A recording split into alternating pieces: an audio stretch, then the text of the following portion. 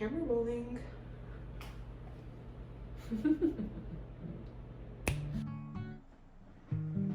I think being an artist at GSU is a pretty unique experience because we have a very wide variety of professors with a very wide range of skill sets.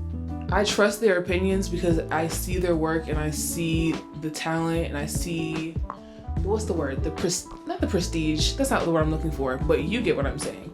I also feel like the student work is so unique that you can really trust almost any perspective when you get one during like a critique or anything. Like whenever I'm in a critique for portfolio classes or something like that, I always feel like the people that are giving me their opinions are giving them because they want me to do well and not just to like bash me or like, you know, elevate themselves. Everyone wants someone else to do well.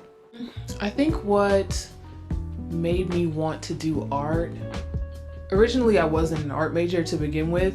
I came into GSU as a psychology major because in high school I really enjoyed psychology. I got a 5 on the AP exam, and go me.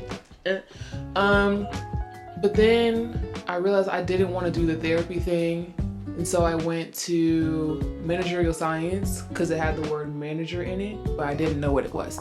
And then I went to marketing, and I truly realized that like business was not for me, and I was kind of just running away from the one thing I like actually liked, which was art. Initially, I think I was interested in like building my skill set because I've always been like pretty decent at art making, but I feel like getting into the major really helped me to build my skill set and really helped me to use my skills to express myself better. I think that first and foremost, my work is a way for me to seek visibility.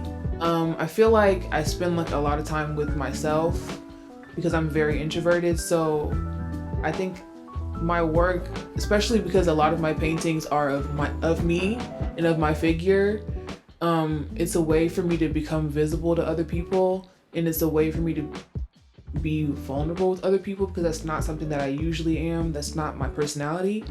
But I also think that outside of that, there's not necessarily a message that I'm trying to communicate, but I do think that I want my work to connect with people in some way. So if you see the painting or the title or the material or anything and you think that you connect with it emotionally, or you think that it looks interesting, or you think that it looks strange, I take all of that, I take all of that into consideration. It's kind of a collection of things.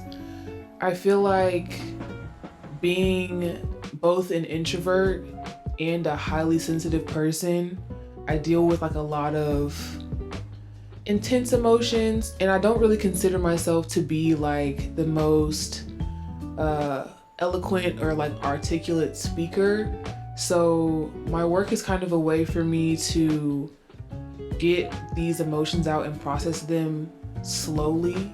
Because my process is so slow, it kind of gives me the time to not only like address feelings that I'm having, but also process them at the same time. A lot of the meaning for my work kind of comes in the middle, because the beginning process is more intuitive, or just kind of letting the material do its own thing. And then from that, I start to build up the layers of like, what is the figure gonna look like? What, colors am I gonna use? Those sort of things. And then, kind of trying to figure out what I'm trying to communicate to myself and to whoever is viewing my work. It's kind of like automatic writing. It's just kind of whatever comes to your head, just putting it down on the paper. There's no one singular thing that I'm trying to address with my body of work, but like individually, they sort of act like their own journal entries.